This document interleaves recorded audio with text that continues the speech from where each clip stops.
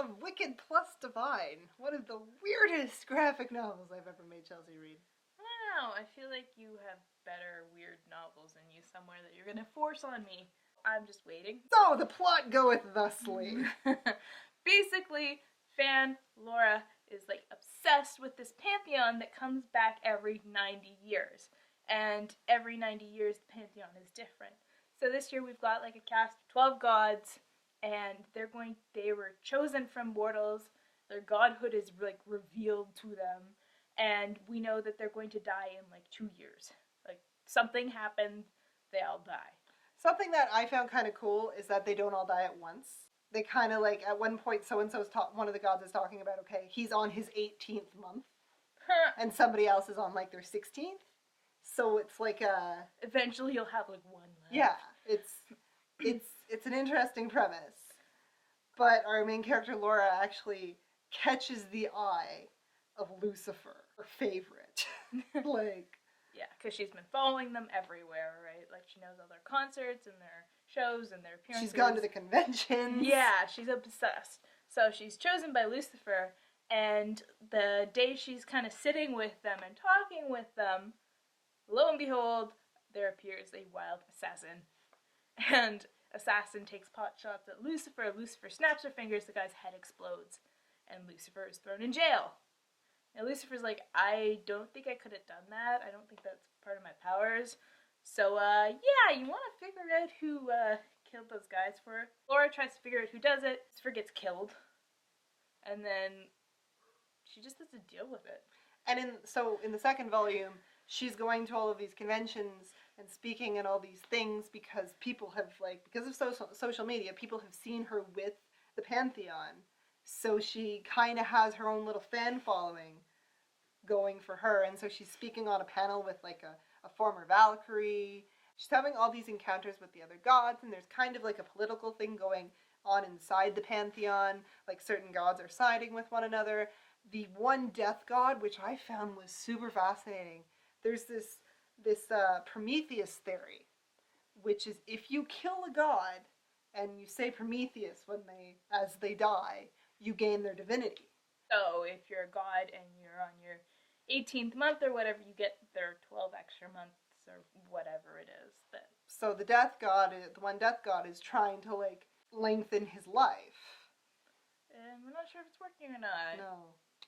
Yeah. So there are a lot of questions that need to be answered. What I really, really liked about Wicked plus Divine was that it's like a critique on pop stardom and fan culture. Two things that I find really, really interesting. Oh yeah.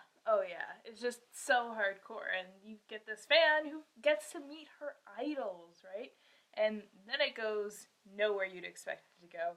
Really just based on the nature of her idols, but you know. What is it about Lucifer allegories or Lucifer representations always kind of being like David Bowie? Have you ever noticed that? Like, there are like so many just like offhand Bowie comments in Volume 1 about Lucy. That you're just like losing your shit. It's like in Sandman, Lucifer, when Neil Gaiman was describing Lucifer, he's like, yeah, young David Bowie. And then that was it. From then on, like, tied together forever. I don't know. I could see it. Like, David Bowie's a rock star, and what's Lucifer if not like the first rock star? This series is really well done. Like, art-wise, it's really cool. The artists are not afraid to play with like color and like technique and panel placing to get like their point across. There's this one scene where they're having this like mind meld experience that this one god has set up, and so each panel can be like read like 1, 2, 3, 4, and then it switches sometimes, and you just get like these little snapshots of moments in this party that turns out like lasts for days. So what happens in this series is hard to describe. Let's be real. It's very dreamlike, and to read it you kind of have to put aside like the conventions that you've been taught for reading comics and following narratives. Like, you just gotta like let it wash over you. Because they're not big on explaining shit. No, it just happens, and you just go with it. And they're like, oh, this person here, and you're like, I have really no idea who this person is. And a few characters kind of look similar. Yeah, and they come in and out, And, they never really, give you a background on any of the gods. So if you're not familiar with, Sakhmet, you really just have kind of, this vague impression of her based on what she looks like. And you have no idea what her actual powers were in the past, or stuff like that, right? So that's a bit of a problem, I guess, if you're trying to follow it really narratively. And it might get to some people. It was okay for me, but it's kind of like one of the major drawbacks of this series. But I really like the premise, so I keep reading. And I mean, Volume 2 I found was a lot more narratively sound than Volume 1. It wasn't as scattered as Volume 1 was. Yeah, she's trying to figure out who killed Lucifer, because Lucifer dies at the end of Volume 1, and Laura, the character we've been following for the past 2 volumes, dies at the end of Volume 2. Because, surprise, she's actually a god. Maybe? Maybe. Persephone. I don't know, it's really weird, because there's usually only supposed to be 12, and then the apparently evil character is like, oh no, you're the 13th.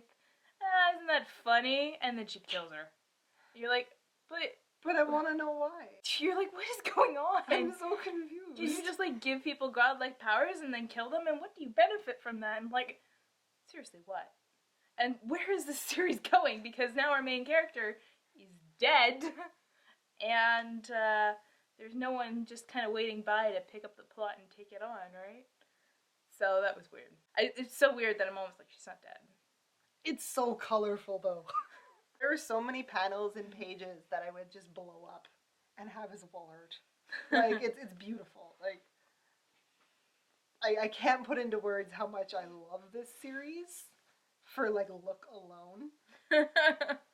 And the premise and, the gods and just how, all the gods are kind of portrayed and how they're, their little itty-bitty alliances, and the fact that they didn't, pick, a specific god to represent all the gods. There are multiple death gods.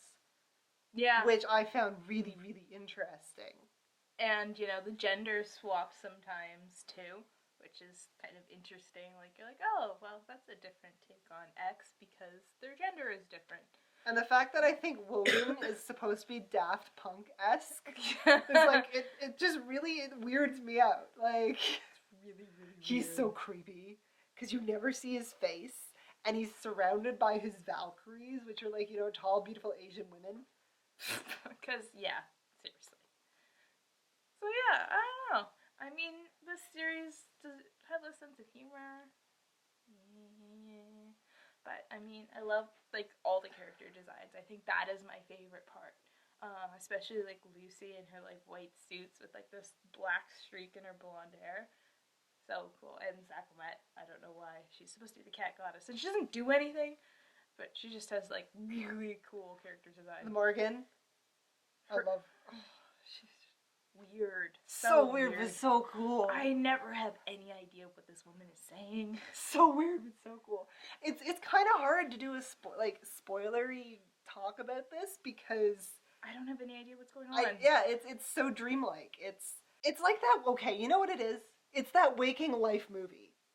This is Waking Life, but a comic. You're kind of going around and you're encountering people and they're talking to you and they're telling you stuff that you don't fully understand, but you keep getting distracted by the colors. I got that movie. So I think that's pretty much all we have to say about this series. It's a little weird, but if you can stomach the weird, it's really cool. Yeah. Definitely give it a try. I really like that a lot of people are talking about it online. So you can kind of get different interpretations. And I like that you can get different interpretations and that there's not really just one set theory.